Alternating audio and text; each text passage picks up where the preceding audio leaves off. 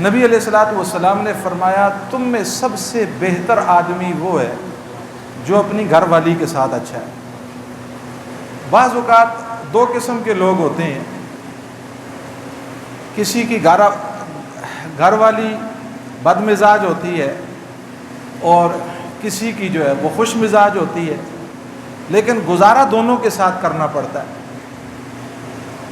نبی علیہ الصلوۃ والسلام نے فرمایا کہ عورت ٹیڑھی پسلی سے پیدا ہوئی ہے اور اس کا حسن اسی ٹیڑھے پن میں، اگر اس کو سیدھا کرنے کی کوشش کرو گے تو وہ کیا ہو جائے گی؟ ٹوٹ جائے گی۔ اور فرمایا اس کا ٹوٹنا کیا ہے؟ طلاق ہے۔ اگر ہماری بیوی ہمیں، اب یاد دیکھیں پچھلے دن کتنی گرمی میں گزرے، غالباً عید والا دن، میں خود کہتا ہوں عید والے دن ہر منٹ کے بعد میں پانی پی رہا ہوں، اور اس عید کا دن بھی انہوں نے کہاں گزارا ہے؟ کچن کے اندر گزارا ہے۔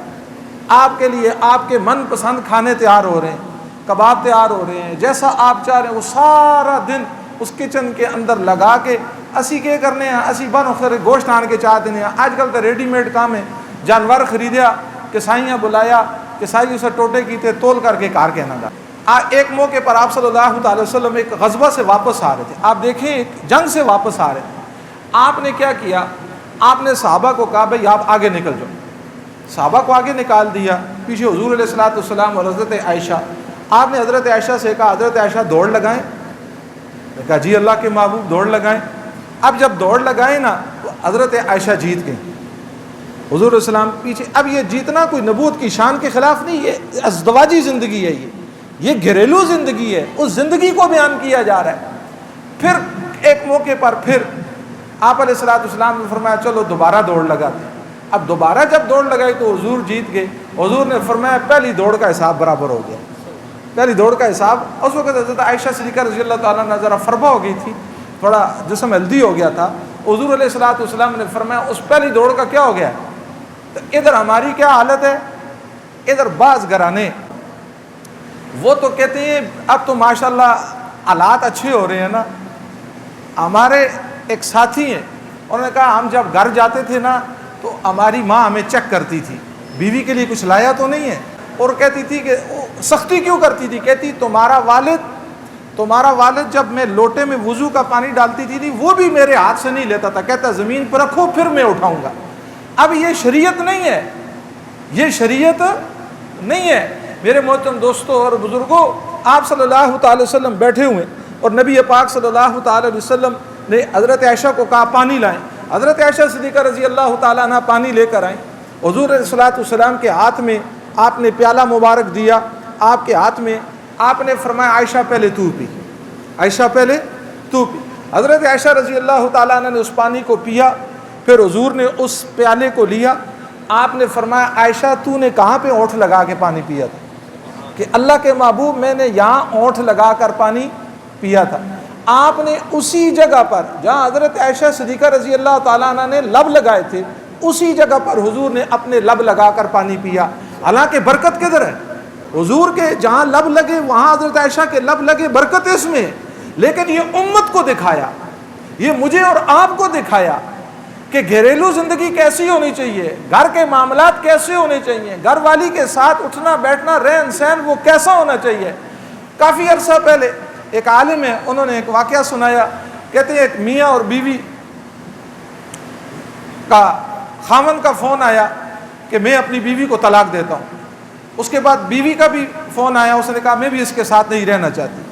تو انہوں نے کہا کہ میں نے اس خاوند کو یہ کہا، میں نے کہا صرف ایک کام کرنا کہ جب تم دسترخوان پہ بیٹھو نا لقمہ اٹھا کے بیوی کے منہ میں ڈال دینا۔ کہتے ہیں اب میں دسترخوان، عادت تو ہے نہیں ہے نا، ہم تو ماشاءاللہ شاہ صاحب ہیں، خان ہیں، ہم کدھر یہ کام کریں۔ اب کہتے ہیں سوچ رہا ہوں لقمہ کیسے ڈالوں کیسے ڈالوں کیسے ڈالوں۔ کہتے ہیں جلدی جلدی لقمہ بنایا، سیدھا اس کے منہ میں ایسے۔ کہتے ہیں اس کا بھی منہ کھلے کا کھلا رہ گیا نا، وہ بھی ریحان پریشان ہوگی، آج یہ تبدیلی کہاں سے آ گئی۔ کہتے ہیں 2 دن کے بعد ان کا فون آتا ہے، بیوی کہتی ہے میں طلاق نہیں لیتی، یہ کہتا ہے میں طلاق نہیں دیتا۔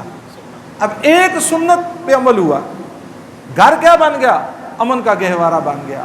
تو میرے محترم دوستوں اور بزرگوں، اسی لیے حجۃ الوداع، ابھی حج گزرے اور حج کے موقع پر آپ صلی اللہ، حجۃ الوداع آخری حج ہے، اور اس آخری حج کے موقع پر نبی پاک صلی اللہ تعالی وسلم نے خاص طور پہ بیویوں کا ذکر کر کے کہا کہ دیکھو ان کا خیال رکھنا، ان کا خیال رکھنا۔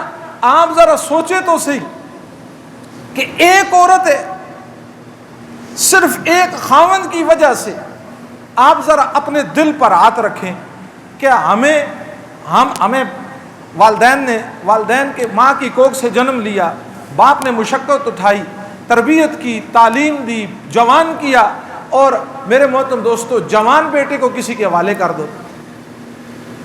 بیٹیوں کو میرے محترم دوستو تربیت کرنا، تعلیم کرنا، انہیں جوان کرنا، اور پھر میرے محترم دوستو ایک شخص کے حلال طریقے سے اس کے حوالے کر دینا، اور وہ اپنے والد کو بھی چھوڑ گئی، اپنی ماں کو بھی چھوڑ کے، اپنی بہنوں کو بھی چھوڑ کے، سب کو چھوڑ کے اگلے کے پاس چلی جاتی ہے، اور اس کی خوشی میں اس کی خوشی اور اس کی غمی میں پھر اس کی غم، اس کے دکھ کو اپنا دکھ اور اس کے سکھ کو اپنا سکھ بناتی ہے، اس کے معاملات کو اپنا معاملات یہ بنا دیتی ہے۔ حضور پاک صلی اللہ تعالی وسلم نے فرمایا جو عورت اپنے خاوند سے اجازت لینے، اجازت لے کر اپنے والد کی یا والدین کی زیارت کے لیے جاتی ہے، ہر قدم پہ اللہ اس کو 100 نیکیاں عطا کرتا ہے۔ اب جب پھر اپنے والدین کے گھر میں یہ قدم رکھتی ہے، اور قدم رکھتے ہی جب اس کا نگاہ اپنے والدین کے چہرے پر محبت کی نگاہ ڈالتی ہے، فرمایا نگاہ ڈالتے ہی اللہ اس کو مقبول حج اور عمرے کا ثواب عطا فرماتا ہے۔ کتنا بڑا اجر اور کتنا بڑا انعام اور کتنا بڑا اعزاز۔ اور ہم کیا ہے میرے محترم دوستوں، انہیوں کو، وہ خاوند نہیں ہے جو بیوی کو گالی دیتا ہے، یہ یاد رکھیں، وہ خاوند کہلانے کے لائق نہیں ہے جو بیوی کو گالی دے، وہ خاوند کہلانے کے لائق نہیں ہے جو بد کلامی کرے۔ ہم نے گھریلو زندگی کو گزارنا سیکھنا ہے، حالات، اصل میں ہم نے حالات کو سمجھنا ہے، بیوی نے بھی خاوند کے مزاج کو سمجھنا ہے، خاوند نے بیوی کو مزاج کو سمجھنا ہے کہ خاوند باہر کام کر رہا ہے، اور اس تپتی ہوئی دھوپ کے اندر جب وہ تھکا ہوا گھر جاتا ہے تو گھر میں داخل ہو نہیں، اس کا بھی یہ خیال ہے، اس کا بھی یہ خیال رکھنا چاہیے کہ اس وقت میں کوئی معاملہ نہ چھیڑوں، اس وقت میں کوئی بات نہ کروں کہ ابھی یہ تھکا ہوا ہے۔ ایسے ہی میرے محترم دوستوں اور بزرگوں، خاوند نے اس کے مزاج کا خیال رکھنا ہے۔ جب دونوں ایک دوسرے کے مزاج کا اور جھک کے چلنا ہے، اور شریعت، یہ شریعت ہے۔ اور بعض لوگ کہتے ہیں جی یہ بیوی کو ڈرتا ہے، اصل میں ڈرتا نہیں ہے، وہ شریعت کا پابند ہوتا ہے، وہ شریعت کا پابند بن کر چلتا ہے۔ اور جب وہ شریعت کا پابند بن کر چلتا ہے، پھر میرے محترم حضرت علی اور حضرت فاطمہ رضی اللہ تعالیٰ عنہ کی زندگی کو دیکھی۔ اب دیکھیے سیدنا عثمان غنی رضی اللہ تعالیٰ عنہ، آپ علیہ الصلوۃ والسلام کی پہلی بیٹی، غزوہ بدر سے آپ واپس آئے اور آگے حضور کی بیٹی کا انتقال ہو گیا، حضرت عثمان غمگین رہنے لگے۔ تو میرے محترم دوستو، حضور نے دیکھا حضرت عثمان غمگین ہے، اب بتائیں اگر حضرت عثمان کا رویہ حضور کی پہلی بیٹی کے ساتھ ٹھیک نہ ہوتا، حضور دوسری بیٹی دیتے؟ قطعاً نہ دیتے۔ آپ نے فرمایا پہلی کا نکاح محمد نے کیا، دوسری کا نکاح عرش والا کرتا ہے، حضرت سیدنا عثمان غنی رضی اللہ تعالیٰ عنہ کے ساتھ۔ والدین کی خدمت میرے ذمے ہے، ماں کی خدمت میرے ذمے، میری ماں ہے، یہ بات، یہ شرعی مسئلہ بھی سمجھے۔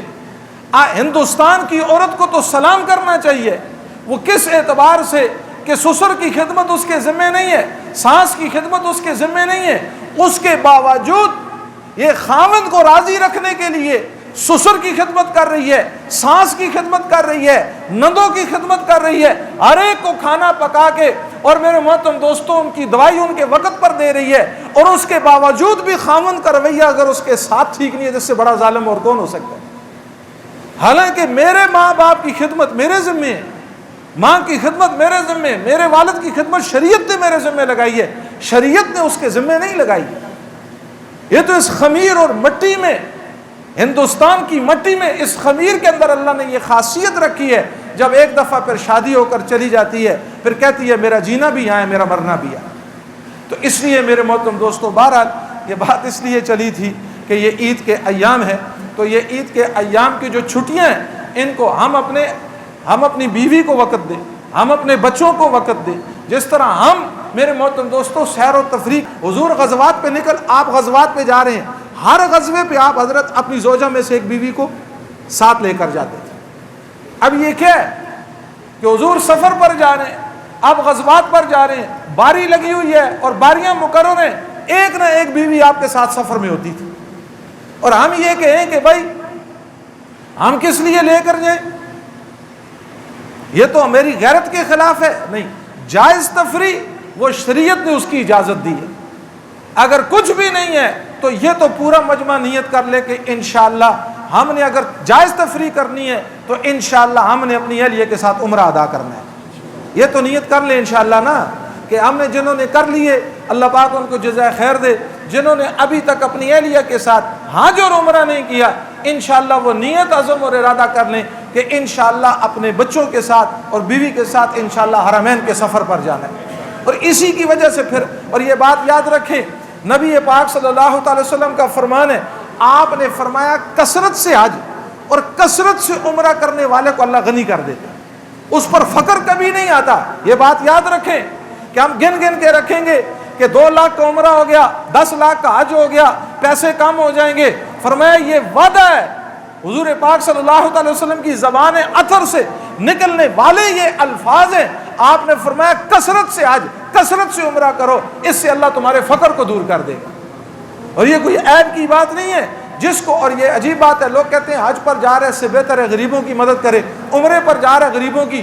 اور میں نے اپنے تجربے میں دیکھا ہے، آپ بھی دیکھ لیں، جو کثرت سے عمرے پر جاتا ہے غریبوں کی مدد بھی وہی کرتا ہے، وہی کرتا ہے. جو عمرے پر نہیں جاتا، حج پر نہیں جاتا، اس کو اللہ کی توفیق بھی نہیں دیتا کہ وہ غریبوں کی مدد کرے.